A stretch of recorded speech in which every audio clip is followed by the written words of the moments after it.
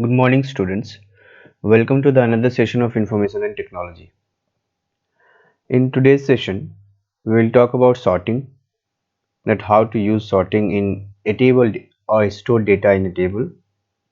Then we will talk about data validation, followed by field label validation. So let's start the session.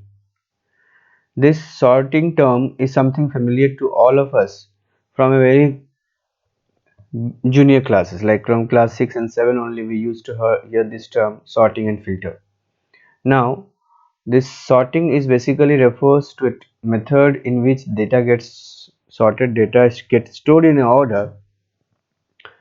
That order are two different types, maybe in ascending order or in a descending order.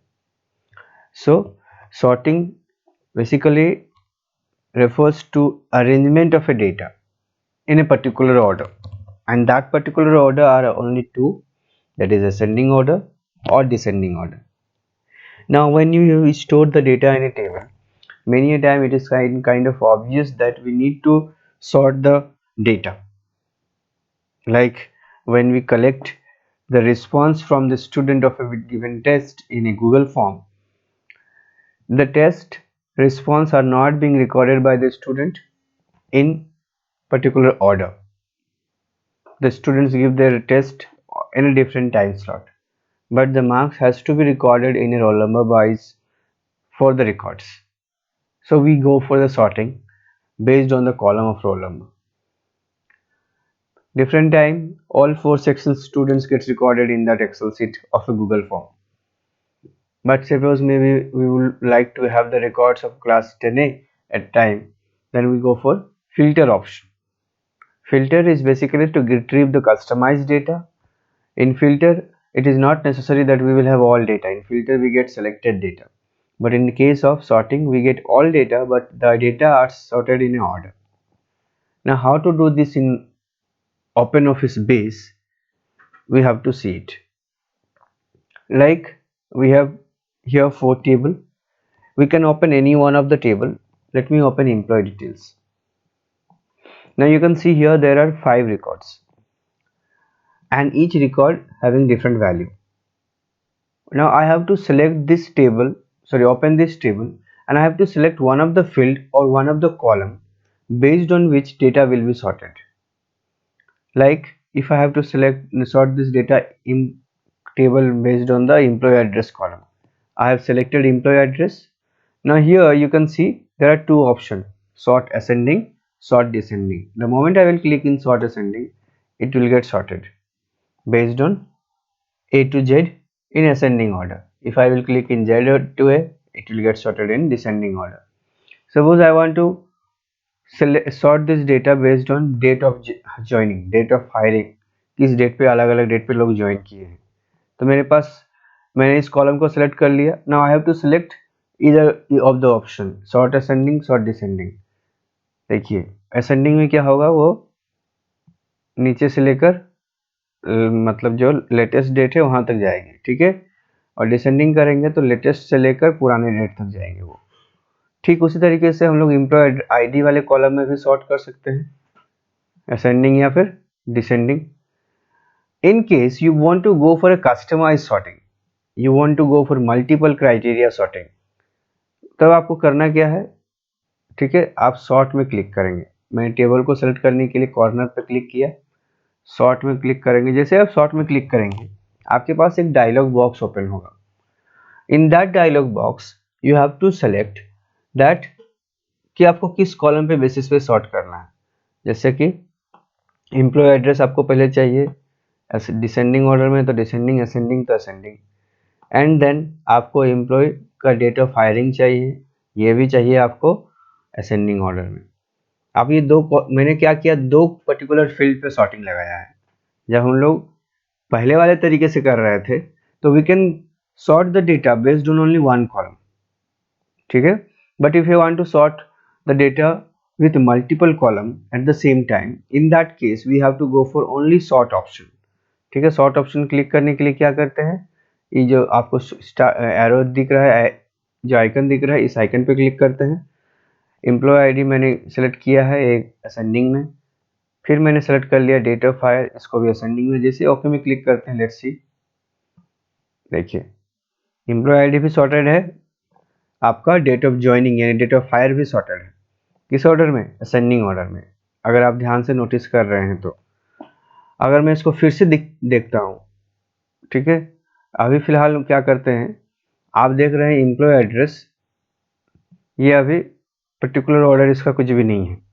मैं इसको descending order में select कर देता हूँ, और department को भी हम लोग एक काम करते हैं, फर्स्ट नेम को हम लोग असेंडिंग ऑर्डर में सेलेक्ट करते हैं। ठीक है, फिर से मैं बता रहा हूँ, अभी फिर से सेट करूँगा कस्टम सॉर्टिंग के लिए।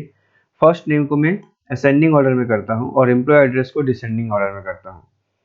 सॉर्ट में जाएंगे, यहाँ पर ऑप्शन चूज करेंगे, फर्स्ट नेम, इसको असेंडिंग में रहने देंगे, और एम्प्लॉय एड्रेस को सेलेक्ट करेंगे, इसको डिसेंडिंग करेंगे।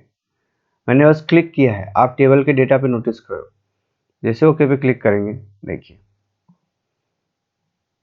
ठीक है, फर्स्ट नेम मनीष, हियर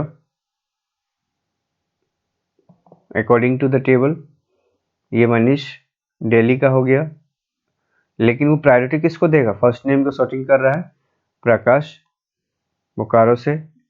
इसका डेटा चेंज हो सकता है, ठीक है, लेकिन ये इंश्योर करेगा कि आपका जो फर्स्ट कॉलम है, जो सॉर्टिंग पे आप जो फर्स्ट ऑप्शन चूज कर रहे हैं, वो फर्स्ट ऑप्शन का डेटा बिल्कुल भी सॉर्टेड रहे। अगर आप एम्प्लॉय आईडी देखिए, सेलेक्ट कर रहा हूँ असेंडिंग ऑर्डर, यहाँ पर मैं डेट ऑफ हायरिंग को डिसेंडिंग ऑर्डर में रहने देता हूँ। ठीक है, अब ध्यान से देखिए डेटा, एम्प्लॉय आईडी अभी आपका 2 3 4 1 5 दिख रहा है, तो एम्प्लॉय आईडी असेंडिंग करेंगे जैसे ही, तो 1 2 3 4 5 हो जाएगा। डेट ऑफ हायरिंग में भी डिसेंडिंग ऑर्डर में ना हो, लेट्स सी, देखिए 1 का 001 तक है, लेकिन 2 का देखिए क्या है, 5 है, 5 के बाद आपका डिसेंडिंग ऑर्डर में 3 है, फिर सीधा चला जा रहा है ऊपर। नो, ये ऑर्डर यहाँ पर फॉलो नहीं हो रहा है, 3 के बाद 9 चला जा रहा है, 9 के बाद 11 चला जा रहा है। ये हम लोगों ने डिसेंडिंग ऑर्डर में सेलेक्ट किया है, लेकिन ये इंश्योर कर रहा है कि ये जो मैंने असेंडिंग ऑर्डर में सेलेक्ट किया है एम्प्लॉय आईडी, ये पूरी तरीके से ऑर्डर में हो। तो ये आपके पास 3 तरीके से आप सॉर्ट कर सकते हैं डेटा को, एक नॉर्मल असेंडिंग या डिसेंडिंग जो तरीका है बाय डिफॉल्ट, और एक कस्टम सॉर्ट जो आप मल्टीपल क्राइटेरिया लगाकर सॉर्ट करना चाहते हैं। तो ये हो गया आपका सॉर्टिंग।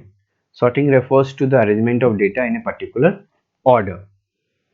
अब इसके बाद जो टॉपिक है, ये अच्छे से समझिएगा, इस टॉपिक के बारे में हम ऑलरेडी बात कर चुके हैं लास्ट के कुछ सेशन में, कि validation, what is data validation, what is field level validation. ठीक है, let's see how it works. Before we talk about validation, we need to understand what is validation. It is basically a condition. It is basically a method to check the consistency of data. It is a method to check whether we are giving a correct data or not. अगर आप paragraph को line by line पढ़ेंगे तो आपको काफ़ी चीज़ें clear हो जाएंगी. At the time of feeding data, sometimes user may feed a wrong information and a perfect report may not be produced. It is something very obvious that when we are accepting the data from the user, it is not 100% necessary that all the user will give the data in a correct form on their own. Though we give so many instructions, but it is not expected that they will give the data in the instruction as it has been given. अपने हिसाब से उनको जो सही लगता है, या तो इंस्ट्रक्शन को समझ में नहीं आता है, या किसी भी तरीके से वो डेटा स्टोर करना चाहते हैं without following the instruction. When the data gets generated in the form of a report, we find that there is an ambiguity in data, there is an anomaly in data, there is a kind of confusion or contradiction in data. इस चीज़ को दूर कैसे किया जाए? इस चीज़ को दूर तभी किया जा सकता है जब हम पहले से ही कुछ चेक पॉइंट्स लगा दें. किस पे? टेबल पे. किस लिए? हम ये इसलिए कि मेरा जो डेटा है उसी तरीके से एक्सेप्ट हो जैसा हम चाहते हैं, ना कि कैंडिडेट या जो भी यूजर्स है अपने हिसाब से दे दे. ठीक है, इसका मैं बेस्ट एग्जांपल अभी देता हूँ आपको. क्लास 9th के रजिस्ट्रेशन के लिए हम लोगों ने एक गूगल फॉर्म का लिंक बनाया था to collect the photographs for the registration. In the given video, in the notice, it was very clearly mentioned कि आपका फोटोग्राफ सिर्फ और सिर्फ 40 केबी के साइज के अंदर का होना चाहिए। इसके बावजूद भी 30% 20% स्टूडेंट 30% स्टूडेंट ऐसे हैं जिन्होंने 40 केबी के इंस्ट्रक्शन को फॉलो नहीं किया। और गूगल फॉर्म में ये ऑप्शन भी नहीं है कि हम उसमें फाइल साइज को लिमिट कर सकते हैं आपका 1 MB से नीचे। मैक्सिमम 1 MB तक ही आपका ऑप्शन देता है, उसमें आप कस्टम साइज को स्पेसिफाई ही नहीं कर सकते। 1 MB तक आप जो भी फोटोग्राफ अपलोड करोगे वो ले लेगा, लेकिन इंस्ट्रक्शन क्या है 40 केबी का। ठीक इसी तरीके से आपने अभी अगर एनटीएससी का फॉर्म भरा है तो आपको उसमें इंस्ट्रक्शन मिला होगा क्लास 10 के बच्चों के लिए एनटीएससी के फॉर्म भरते समय कि आपका फोटो का साइज ये होना चाहिए, आपके सिग्नेचर का साइज ये होना चाहिए। जब तक वो उस पर्टिकुलर साइज में नहीं आएगा आपका वो फाइल बिल्कुल भी अपलोड नहीं लेगा। तो इस तरह के कंडीशंस क्यों डाले जाते हैं कि डेटाबेस जो क्रिएट हो रहा है, जिसमें डेटा स्टोर हो रहा है, वहां पर डेटा यूनिफॉर्म रहे, डेटा एक पर्टिकुलर स्टैंडर्ड को फॉलो करे। तो डेटा वैलिडेशन का मतलब ही ये है कि डेटा के करेक्टनेस को एंश्योर करना। ठीक है, अब मान लीजिए आप एक फॉर्म एक्सेप्ट कर रहे हैं बच्चों से, फॉर्म का डिटेल्स मंगवा रहे हैं जिसमें आपने कहा आप अपना डेट ऑफ बर्थ डालिए। डेट ऑफ बर्थ के लिए आपने एक फॉर्मेट स्पेसिफाई कर दिया है कि the date of birth should be in the form of DD/mm/YYYY, यानी डेट स्लैश मंथ का 2 डिजिट फिर ईयर का 4 डिजिट। इसके बावजूद अगर उसमें किसी तरह का कोई चेक पॉइंट ना हो, कोई वैलिडेशन ना हो, होगा क्या, आप एंटर करेंगे अपना date of birth but DD slash की जगह हाइफन कर देंगे, स्लैश की जगह हाइफन MM/YYYY। आपका DD/MM/Y के लिए ईयर के लिए 4 डिजिट है, आप 2 डिजिट में निपट जाएंगे। ठीक है, तो हो क्या रहा है, आपको इंस्ट्रक्शन दिया गया है कि आपका date of birth should be in this format but you are not following the instruction and this leads to the ambiguity in data, this leads to the confusion in data, this leads to the inconsistency in data. To avoid this we need to have a data validation, or data validation is basically a method, a process to ensure that yes, whatever the data is getting stored is correct at the time of data entry. तो ये actually आप check points लगा देते हैं जिससे users को entry के time पे ही वो समझ में आ जाता है कि ये डेटा मेरा अगर इस फॉर्मेट में नहीं देंगे तो एक्सेप्ट ही नहीं करेगा। जैसे आप एक और एग्जांपल देख सकते हैं कि मान लीजिए आप एक पर्टिकुलर कॉलेज का फीस के लिए आप डेटा एक्सेप्ट कर रहे हैं या पेमेंट एक्सेप्ट कर रहे हैं कि एक पर्टिकुलर फॉर्म के लिए आपका फीस है 1500 रुपीज़। अगर कोई स्टूडेंट 1400 रुपीज़ पे करता है तो वो एक्सेप्ट होना ही नहीं चाहिए, एक चेक पॉइंट है वो 1500 रुपीज़। तो data validation is basically ensure the data which is being entered is correct and valid by applying some condition. वो करेक्ट भी हो, वैलिड हो, वैलिड मीन्स कंसिस्टेंट हो, वो एक्सेप्टेबल हो। ठीक है, जब हम लोग डेटा वैलिड की बात करते हैं, वैलिड डेटा की बात करते हैं, we are talking about that data should be acceptable by following all means of conditions, all means of terms and condition.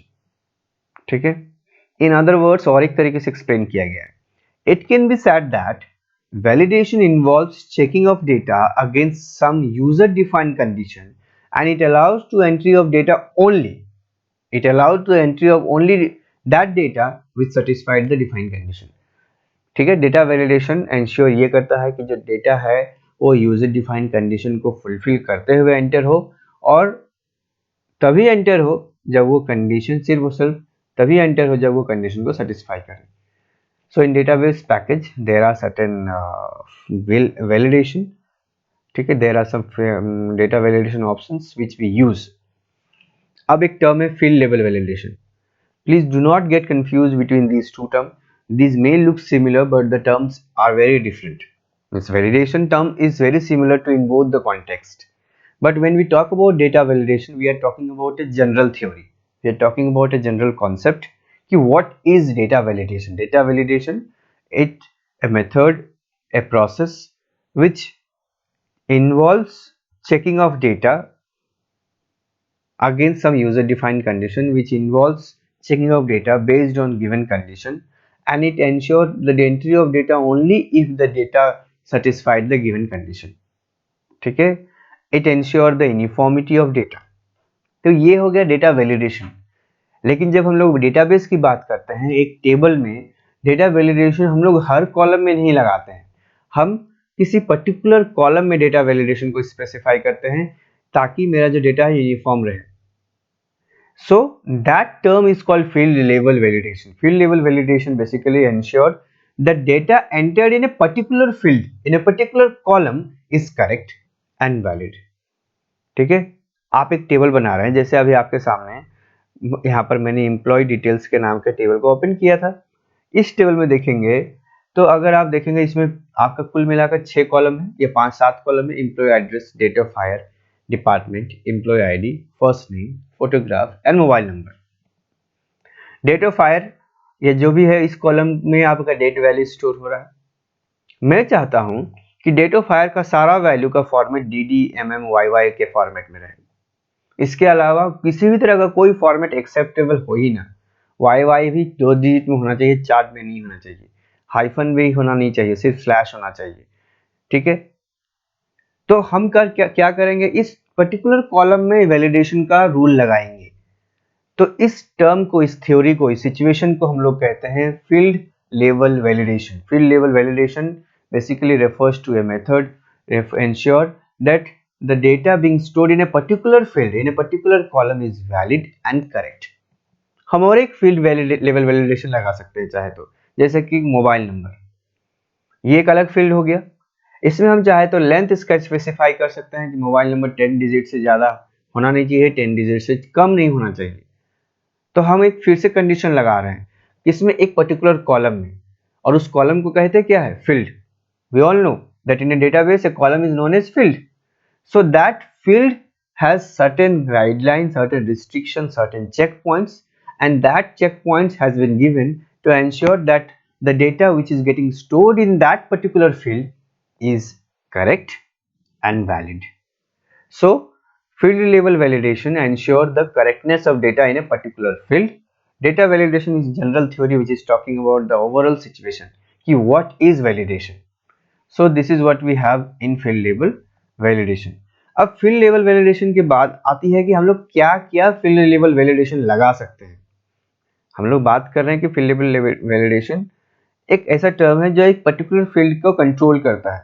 जैसे कि एक सिचुएशन है आपका सेकंड पैराग्राफ में, अगर आप ध्यान से देखेंगे, फॉर एग्जांपल एक कंडीशन अप्लाई कर रहे हैं एक फील्ड में कि कस्टमर डिटेल बोल के एक टेबल है जिसमें कि कस्टमर का नेम का जो कॉलम है, name of customer, should not be left blank. तो कोई यूजर अगर अपना नाम बिना एंटर किए हुए उस रिकॉर्ड को सेव करना चाहे तो उसको यो रिकॉर्ड ऑप्शन, सेव करने का ऑप्शन देगा ही नहीं. वो बार बार एरर देगा, बार बार हाईलाइट करेगा, please enter the customer name. तो हो क्या रहा है, आपने चेक पॉइंट्स लगा दिया, आपने कंडीशन लगा दिया, the data will not get stored, only it will get stored only when the customer name will be entered. तो कस्टमर नेम एक मैंडेटरी कॉलम हो गया.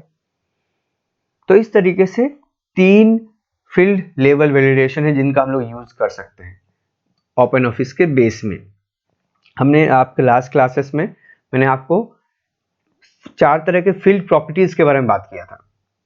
फील्ड प्रॉपर्टीज में entry required, length, default value भी था और साथ में फॉर्मेट एग्जांपल था. जब फील्ड लेवल वैलिडेशन की बात कर रहे हैं, we are having only 3 field level validation. Entry required, length और डिफॉल्ट वैल्यू क्या क्या है मैंने आपको ऑलरेडी डिटेल में एक्सप्लेन किया है लास्ट क्लासेस जब भी इस टॉपिक में हम लोगों ने बात किया है.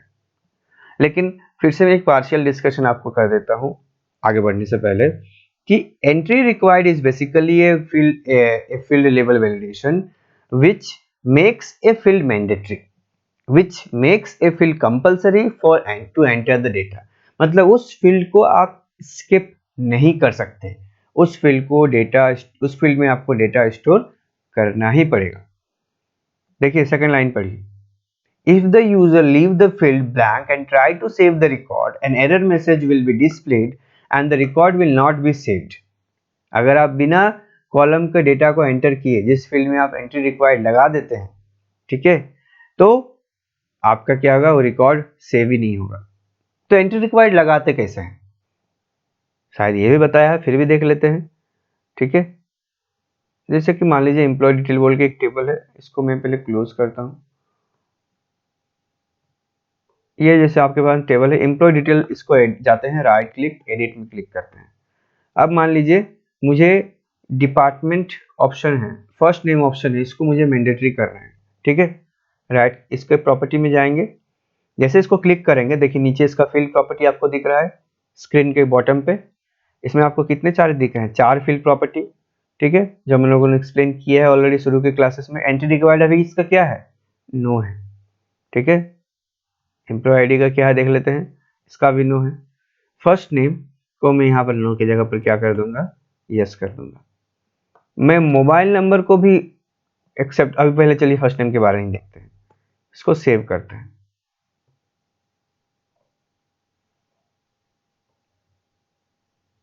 ठीक है, सेव करने के बाद yes, okay, should be column instead of delete a new format apply, right close. ये इसके एक रिलेशनशिप बनाए थे जो उसके कारण मैं डेमो प्रैक्टिस कर रहा था, इसके कारण वो टेबल अल्टर नहीं हो सकता। इसको देखते हैं, स्टूडेंट डिटेल्स एडिट। ठीक है, इसमें नेम कॉलम को ये देखिए नीचे नो दिख रहा है, इसको मैं यस कर देता हूँ और इसको सेव करता हूँ। फिर से बता रहा है ये गलत है, deleted and the new format appended yes. Column is reference in constraint और व्यू। अच्छा, व्यू जो क्रिएट किए हैं उसमें ये प्रॉब्लम हो रही है, व्यू को डिलीट करते हैं पहले। ठीक है, इस व्यू को राइट क्लिक करते हैं, डिलीट करते हैं। उसके बाद स्टूडेंट डिटेल एडिट नेम को क्लिक किया मैंने, नेम वाले कॉलम को, नो को यस करेंगे, एंट्री रिक्वायर्ड को सेव में क्लिक करेंगे, यस में क्लिक करेंगे। फिर से एरर दे रहा है, alter table, my goodness. Okay, close करेंगे, नो। स्टूडेंट पेरेंट डिटेल में भी मे भी एरर दे दे, edit name yes, so yes. ये देखिए इसमें मैंने क्या किया, नेम वाले कॉलम को यस कर दिया, एंट्री रिक्वायर्ड को सेव कर दिया। अब जैसे इसको मैं इसको क्लोज करता हूँ, ठीक है, और yes student parent details open कर रहे हैं। ठीक है, नेम वाले कॉलम को मैंने कंपलसरी कर दिया है। अभी मैं इसको डिटेल आपके सामने एंटर कर रहा हूँ, 123/12। इसको मैं स्किप करके नेक्स्ट में जा रहा हूँ। ठीक है, रमेश abc@yahoo.com, कुछ मोबाइल नंबर रैंडम। नेक्स्ट पे जैसे मैं जा रहा हूँ टैब दबाकर, देखिए attempt to insert null into a non nullable column. ठीक है, फिर से ध्यान से देखिए क्या एरर है कि आप एक पर्टिकुलर नॉन नलेबल कॉलम, यानी एक ऐसा कॉलम में नल वैल्यू डाल रहे हैं, यानी कोई भी ब्लैंक वैल्यू डाल रहे हैं जो कि नॉन नलेबल है, यानी उसमें आप जीरो नहीं रख सकते, उसको ब्लैंक नहीं रख सकते। ठीक है, name table student parent detail in statement insert into, वो फिर अपना सिंटैक्स का एरर दिखा रहा है। तो जब भी आप पर्टिकुलर कॉलम को जब एंट्री रिक्वायर्ड को यस कर देते हैं तो उस कॉलम को आप ब्लैंक नहीं रख सकते। ठीक है, ये इंश्योर करता है कौन सा फील्ड प्रॉपर्टी? Entry required. तो इसी तरह इसी फील्ड प्रॉपर्टी का यूज करते हैं जब हम लोग फॉर्म डिजाइन करते हैं किसी वेबसाइट के लिए, किसी एग्जामिनेशन के फॉर्म कलेक्शन के लिए या डेटा कलेक्शन के लिए। तो how to do this we have seen, entry required कैसे सेट करते हैं। अब आता है लेंथ पे। इस प्रॉपर्टी के बारे में भी हम लोगों ने बात किया था कि लेंथ जो प्रॉपर्टी है ये स्पेसिफाई करता है फील्ड का विड्थ, यानी उस फील्ड में मैक्सिमम नंबर ऑफ कैरेक्टर कितना स्टोर हो सकता है। ठीक है, इससे होता क्या है कि किसी भी तरह का वायलेशन नहीं होता है रूल्स का। मतलब आप मान लीजिए एक कॉलम है कॉन्टैक्ट नंबर, जिस कॉलम में आप चाहते हैं कि कॉन्टैक्ट नंबर सिर्फ और सिर्फ 10 डिजिट का हो, 11 डिजिट भी ना हो, 9 डिजिट भी ना हो, दोनों कंडीशन में वो एरर दे, तो उस केस में क्या करेंगे? तो हम लोग टेबल में जाते हैं, पेरेंट डिटेल्स के जो कॉलम है इसको कुछ स्टोर कर देते हैं।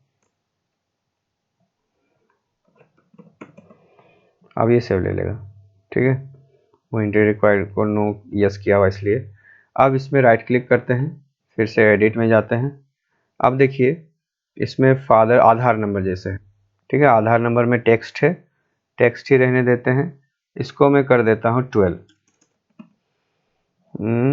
लेस देन 12 लेगा नहीं लेगा, ग्रेटर देन इक्वल टू, नहीं सिर्फ 12 चाहिए मुझे, तो इक्वल टू 12 कर देते हैं।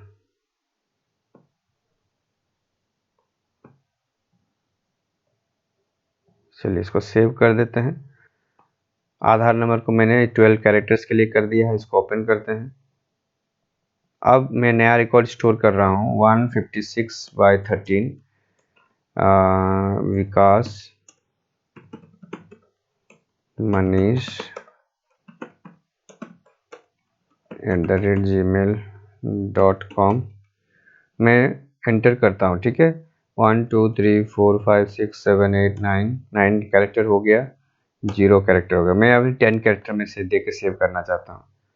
ये सेव तो हो गया, ये होना नहीं चाहिए, यानी इसके लेंथ में कुछ और प्रॉब्लम होगी या फिर मैंने सही से तरीके से नहीं किया। देखिए फिर से बता रहा हूँ कि जब भी आप लेंथ प्रॉपर्टी का यूज़ करना चाहते हैं फील्ड लेवल वैलिडेशन में, तो आपको यहाँ पर लेंथ में नंबर ऑफ कैरेक्टर स्पेसिफाई करना है। ये मैक्सिमम कैरेक्टर है स्पेसिफाई करता है, ठीक है। मतलब आपने 12 दे दिया तो वो 12 तक लेगा, 13 नहीं लेगा, लेकिन 11th भी ले लेगा और 10th भी ले लेगा। लेकिन मैं ये चाह रहा हूं कि वो सिर्फ और सिर्फ 12th ले, ठीक है। इसको कर देते हैं ग्रेटर देन इक्वल टू,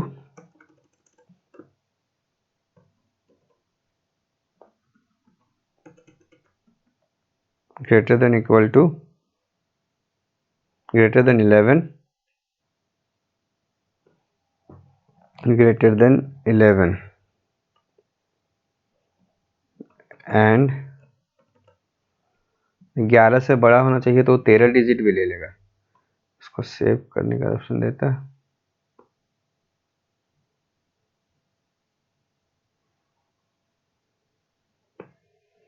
यही प्रॉब्लम है इस कंडीशन में, बेस में, कि आप जैसे लेंथ में स्पेसिफाई कर देते हैं 12 कैरेक्टर, ठीक है, लेंथ में स्पेसिफाई कर देते हैं 12 कैरेक्टर, तो वो 12 कैरेक्टर मैक्सिमम तक लेगा।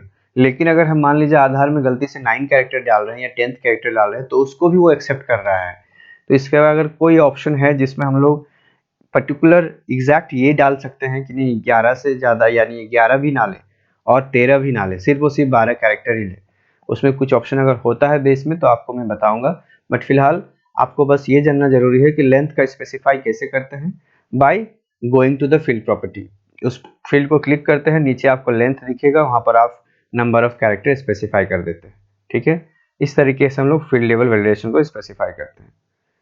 उसके बाद लेंथ के बाद है आपका default value. Default value property करता क्या है, ठीक है। डिफॉल्ट वैल्यू प्रॉपर्टी स्पेसिफाई, अच्छा देखिए ये सिर्फ और सिर्फ जरूरी नहीं है कि आप कॉन्टैक्ट नंबर, आधार नंबर जैसे कॉलम में ही लेंथ की प्रॉपर्टी को यूज करेंगे या लेंथ फील्ड लेवल वैलिडेशन लगाएंगे। आप मान लीजिए एक पासवर्ड कॉलम में सेट कर रहे हैं, तो पासवर्ड में भी आप ध्यान देते होंगे कि ना मोस्टली वेबसाइट में आपको ना more than 8 character, less than 15 character का ऑप्शन मिलता है।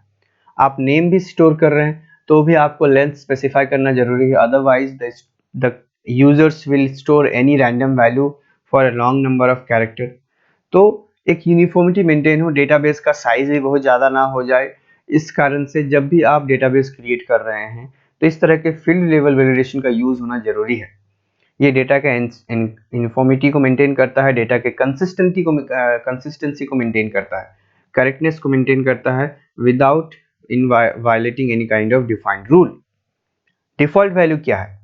डिफॉल्ट वैल्यू ये इंश्योर करता है या फिर ये एक particular defined value, pre defined value generate कर देता है इन केस, ठीक है, इन केस एक new record is getting inserted into A table. जैसे कि एक टेबल क्रिएट कर रहे हैं, ठीक है, जैसे मैं आपको बता रहा हूँ, इसके बारे में भी मैंने शायद आपको बताया था। जैसे स्टूडेंट पेरेंट डिटेल है, इसको मैं एडिट करता हूँ। यहाँ पर ईमेल आईडी का जो कॉलम है, ठीक है, ईमेल आईडी का कॉलम है, हो सकता है किसी पेरेंट्स के पास ईमेल आईडी ना हो, तो हम इस कॉलम का एक प्री डिफाइंड वैल्यू सेट करके रखना चाहते हैं कि scsrachi@gmail.com। ये मैंने डिफॉल्ट वैल्यू सेट कर दिया ईमेल आईडी के लिए, ठीक है। अब देखिए क्या होगा कि पर्टिकुलर नया रिकॉर्ड अगर मैं इंसर्ट कर रहा हूँ, जैसे क्लोज में चले जाएं, अब इसको सेव कर रहे हैं, यहाँ पर मैं डालता हूँ कोई वैल्यू,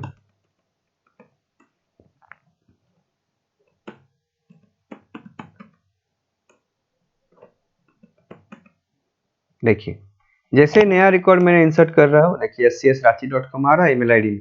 तो डिफॉल्ट वैल्यू का ये पर्पस है कि जो आप pre defined set of value रखेंगे वो वैल्यू ऑटोमेटिक जनरेट होकर उस कॉलम में आ जाएगा। तो इस तरीके से हम लोगों ने तीन डिफॉल्ट वैल्यू यानी सॉरी तीन फील्ड लेवल वैलिडेशन के बारे में बात किया। One is entry required, one is length and one is default value. These three field level validation are used for different purpose and for different reasons for different situation. We use them for different in different table as per our situation or as per our requirement. किस तरीके से लगाते हैं ये हम लोगों ने देखा। इसके बाद है रिलेशनशिप। इस सेशन को हम लोग आज यहीं पर खत्म करेंगे। रिलेशनशिप और इसके आगे जो भी टॉपिक है आगे बात करेंगे। This session is already of more than 30 minute. तो रिलेशनशिप के बारे में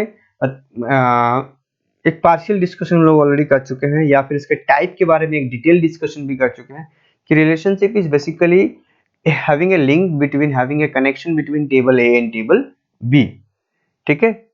तो ये रिलेशनशिप तीन तरीके का हो सकता है, one to one, one to many, many to many.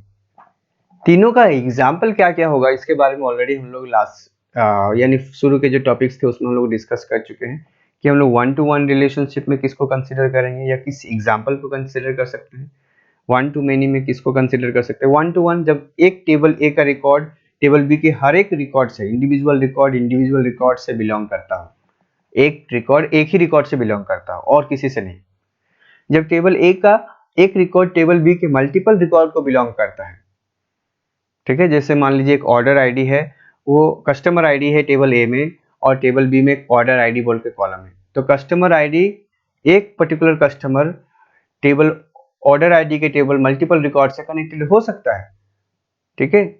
एक यूजर एक कस्टमर सिर्फ और सिर्फ एक ही ऑर्डर प्लेस नहीं करता है, वो मल्टीपल ऑर्डर प्लेस करता है।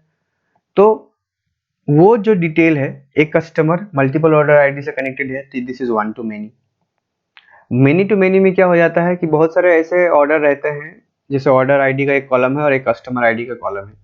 तो बहुत सारे ऐसे, ये प्रोडक्ट आईडी का एक कॉलम है, तो बहुत ऐसे प्रोडक्ट रहते हैं जो मल्टीपल कस्टमर से ऑर्डर कर दिए जाते हैं किए जाते हैं। तो वो एक प्रोडक्ट का आईडी आपको लगातार दिखेगा टेबल में और वही particular sorry same customer table में आपको बहुत सारे आईडी मिलेंगे जो कि सेम प्रोडक्ट का ऑर्डर कर रहे हैं। तो this is called many to many. तो इसके बारे में एक डिटेल डिस्कशन हम लोग शुरू के वीडियोस में बता चुके हैं, जिसमें क्या क्या टाइप्स हैं हम लोगों ने देखा है। उसका मैं लिंक आई बटन में देने की कोशिश करूंगा, आपको ऊपर में दिख रहा होगा आई बटन, अगर मैं ठीक एग्जैक्ट टाइम पे सेट कर पाया तो। So this is how we are talking about relationship. कैसे स्टैब्लिश करते हैं रिलेशनशिप ये हम लोग आगे की क्लास में देखेंगे। फॉर्म क्वेरी रिपोर्ट कैसे डिजाइन करते हैं ये भी हम लोग देखेंगे। आज के लिए इतना ही है। जो भी आपका होमवर्क है आपको गूगल क्लासरूम और व्हाट्सएप ग्रुप में भी मिल जाएगा। If any doubts please ask in your group. So this is what we have for the day. Thank you everyone. Hope everything is clear to you. Listen, while explaining the things, maybe I'm just going into the detail. I'm taking the more time to just look explaining the same thing again and again. But it is only for you people, so you can just write in your own words. In case the things are not getting into your mind in the time at the time of examination. So what we have, this is for the day. Thank you everyone. Stay home and stay safe.